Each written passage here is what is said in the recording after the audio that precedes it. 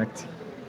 তো আজকে পঞ্চদশ সংশোধনী নিয়ে ডক্টর বদিউল আলম মজুমদার সহ আরো যারা ওই পঞ্চদশ সংশোধনীর বৈধতা চ্যালেঞ্জ করে যে মামলাটা করেছিলেন, এটা তো আপনারা জানেন। প্রধান বিচারপতি রিফাত আহমেদ যখন প্রধান বিচারপতি ছিলেন সেই সময় অনেক দিন এটা শুনানি হয়েছিল। তো পরে একটা শেষ পর্যায়ে, প্রায় শুনানি শেষ পর্যায়ে এসে ওনাদের মনে হয়েছে যে এটা হয়তো ওনার মেয়াদকালে এটা শেষ করা কঠিন হতে পারে। তো তখন এটা মুলতবি করা হয় শুনানি।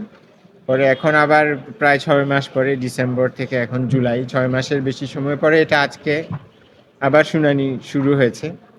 তো এতে আমরা খুব আনন্দিত যে এটা তো একটা দেশের জন্য গুরুত্বপূর্ণ মামলা, কারণ এই মামলার সাথে দেশের নির্বাচন ব্যবস্থা জড়িত। আর একটা কথা আমি যেটা অনেকবার বলেছি, যে পঞ্চদশ সংশোধনী শুধুমাত্র একটা সংশোধনী ছিল না, এটা একটা সংবিধানের পুনর্লিখনের মতন ছিল, কারণ এর মাধ্যমে সংবিধানের মৌলিক চরিত্র পরিবর্তন করা হয়েছে। তো এই জন্যে এই সংশোধনীটা আদালত কর্তৃক বাতিল হওয়া প্রয়োজন ছিল, যাতে করে ভবিষ্যতে এই ধরনের জনবিরোধী সংবিধান সংশোধনী আর না হয় এবং সংসদ সতর্ক থাকে সংশোধনী করার ব্যাপারে, যে সংশোধনীর মাধ্যমে যাতে জনগণের অধিকার, জনগণের আকাঙ্ক্ষা, জনগণের যে গণতান্ত্রিক আকাঙ্ক্ষা আছে সেটাকে যাতে নস্যাৎ না করা যায়। তো এখন এটার আবার শুনানি শুরু হয়েছে, যেটা আমি বলছিলাম আমরা আনন্দিত যে এবার এই বিষয়টা আপিল বিভাগে শুনানি আমরা আশা করছি শেষ হবে, জুলাইয়ের মধ্যেই শেষ হবে এবং এই ব্যাপারে আপিল বিভাগ থেকে একটা রায় পাওয়া যাবে। কারণ আমাদের আগের রায় তো হাইকোর্ট বিভাগের ছিল এবং এটার একটা চূড়ান্ত, দেশের সর্বোচ্চ আদালত থেকে, আপিল বিভাগ থেকে এটা একটা চূড়ান্ত নিষ্পত্তি প্রয়োজন ছিল দেশের জনগণের স্বার্থে, দেশের স্বার্থে। তো সেটা এবার আমরা আশা করছি এই শুনানির মাধ্যমে হবে। সে কারণে এটা যে আজকে শুনানি শুরু হয়েছে, এতে আমরা আনন্দিত এবং উৎসাহিত।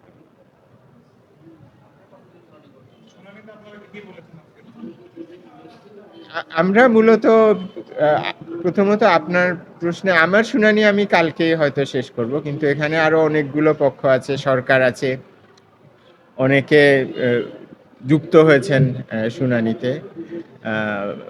জামাতে ইসলামীর আরেকটা পৃথক আপিল আছে, আরেকজন আইনজীবীর করা আরেকটা পৃথক আপিল আছে। সো 3টা আপিল একসাথে শুনানি হচ্ছে। তো 3টাতে, একটাতে আমরা বদিউল আলম মজুমদার সহ অন্যদেরকে রিপ্রেজেন্ট করছি, তো আরও 2টো আপিল আছে।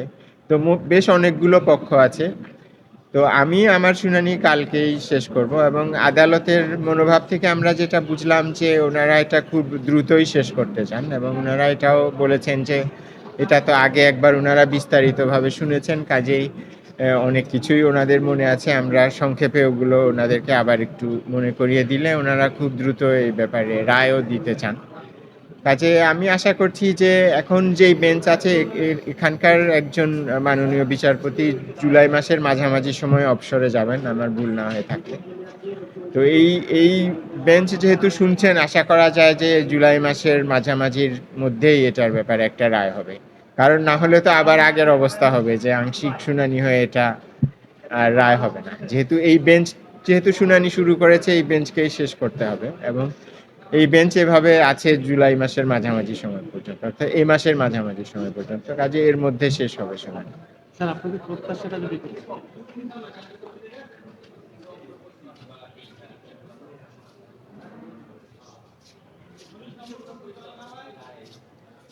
একটা হলো, তো হাইকোর্টের রায়ে যেমন তত্ত্বাবধায়ক সরকার ব্যবস্থাকে পুনর্বহাল করা হয়েছিল, কিন্তু দেখা গেছে যে তত্ত্বাবধায়ক সরকার সংক্রান্ত কিছু জিনিস পুনর্বহাল হয়েছে, কিন্তু সব কিছু হয়নি।